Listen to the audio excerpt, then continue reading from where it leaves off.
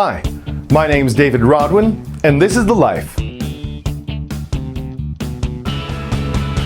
So I just saw an incredible piece of theater you have to go see. It's called Track 3, and it's by Theater Movement Bazaar, which is the brainchild of Tina Kronis and Richard Alger. Track 3 is an extremely loose adaptation of Chekhov's The Three Sisters, and having worked on a production of The Three Sisters at the Worcester Group almost 20 years ago, I have to say what they do to The Three Sisters is simply extraordinary. Richard and Tina don't just take the piece and adapt it, they actually distill it and refract it through a prism so you see the Three Sisters in a way you never have before. It's extremely difficult to describe their style, but here's an attempt. They work in a form of movement theater that your average avant-gardist would look at and say, oh, clearly they studied with Anne Bogart. But in fact, Tina, the director and choreographer, has a background in dance, specifically with Mummenschanz. They're also deeply inspired by vaudeville, and because of that, you'll see in the structure of their pieces, you get sections of the Three Sisters thrust in between song and dance. There's music playing throughout, and their choice of music is always impeccable.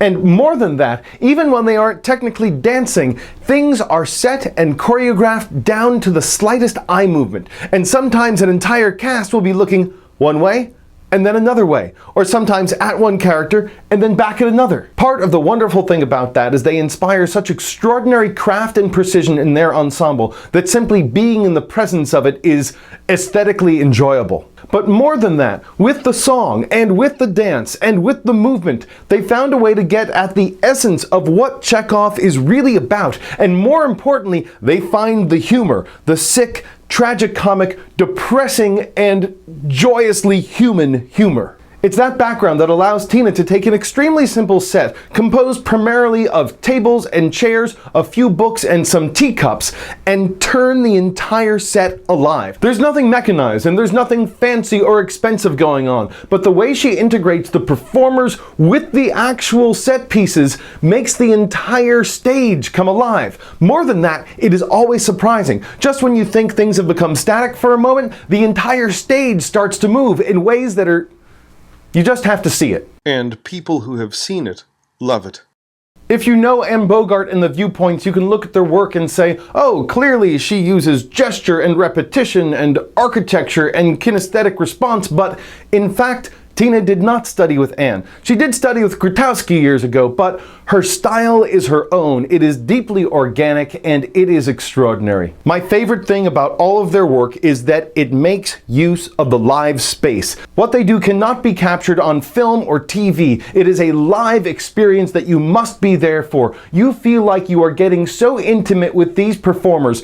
They open their eyes in a way that you feel like you can almost see their skull through their being and get to their very core. Tina inspires that aliveness, that electrical kind of performance that only works in a live medium. And whenever I see it, I want to do theater again. And what I love about that is that it is so rare that I am surprised in theater. And it's not so much because of the story. I mean, I know the Three Sisters. I know what happens. It's like a tragedy. Well, it is a tragedy, just a modern Russian tragedy. But the surprise comes in the stagecraft. She brings things alive, nearly literally on stage. Objects that appear inanimate begin flying places, and we're not even talking with any kinds of strings. In fact, one of my favorite sections in the entire piece was when the brother of the Three Sisters, who wanted to be a professor, takes all of his books of learning and starts throwing them to all the different cast members. He's literally throwing books all the way across the stage, a good 30 or 40 feet at one point.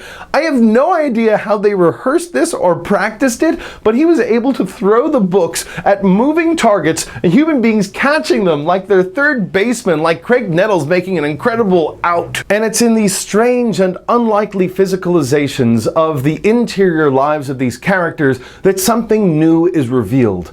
I can't really explain why the alchemy works, but I find it not only reaches my heart so deeply I was on the verge of crying multiple times, especially throughout the second half of the piece, but the first half of the piece was just brilliantly hysterical. It gets to the essence of the insanity of human being and the craziness that we make ourselves jump through all the time. And that is what Chekhov is all about. The ensemble work of Kendra Chell, Caitlin Conlin, Mark Dorr, Dylan Jones, David Ellen McIntyre, Jesse Myers, Mark Skeens, Liz Vital, and the Swings' Gabriela Trigo and Nikhil Pai was simply amazing. Ellen McCartney's costumes were evocative and the hats were just stupid crazy awesome. And one of the most interesting things about this was that my favorite monologue from the entire piece, Vershinin's goodbye monologue near the end, Richard ripped it to shreds. He truncated this beautiful, evocative, poetic monologue, and he distilled it to its absolute essence. And in doing so, it was so jarring and so abrupt